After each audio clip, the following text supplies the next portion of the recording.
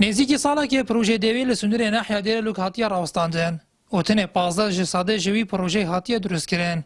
نزدیکی 5 دفترین دلاری این خلقی دوی پروژه د کارکن هدف و برهنر اوی پروژه نه و دخوازن که حکومت دیفچون اوی کسی بکن و پاره کار ایوان بهت دان. مصرف همه مایولی کریو با 13 دفتر دلار چیمانتو اصلا من یدایی و یلمکری حیله و تشغیله و دخوازش حکمت کن افجهت حوصو ید مازن شغل مازن تنکرن حکمت دیفچونه که جدیل سرب کتن.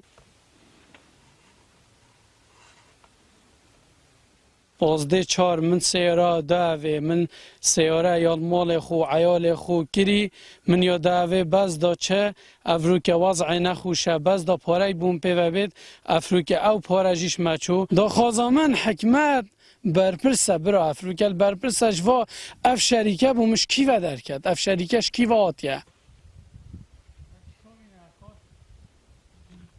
اندام کلیش نه شهروانی و خدمتگزاری نجوات پارێزگا هاتوو که درباره اوی بابتی وها دبیشه. کمک کشان دوی پروژه ده نه و اف پروژه هنه وکو پیوست جبهه نکری و پاره حولاتیان گلک ول سر خدان پروژه و گلک شوان اسکالا یل سر تومار کرین الدادگه وکو دیفچونم دیفچونا بابتی درستایی که اینه و کنه صدم درستایی اگر چنه و دی حول دن که خدان پروژه هر چیزی دست پروژه که تو پروژه جبهه که اگر نجی دا خاصش جهت پیوندیدار که تایبت ریفبریا و برهنانی که هر چیزی اوی پروژه هنی سحب پروژهش خدان وی پروژه بکنه و کسی که دیش خدانشیان اوی پروژه ورگی تنجبهند اوی پروژه وقتی که نزدیک دا جبهه که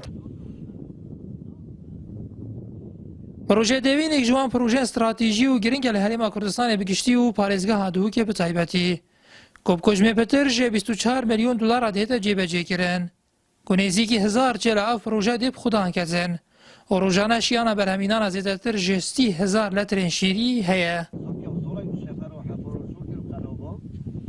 100 میلیون دینار لفی پروژه هاتنه مزاختن. لباگو کری کارن لفی پروژه دا کار کرین دبیجن. اف پاراتی مزاختن همی لسر کیسته ما بو. و تانو کجی او پارا نکشتی دستی ما.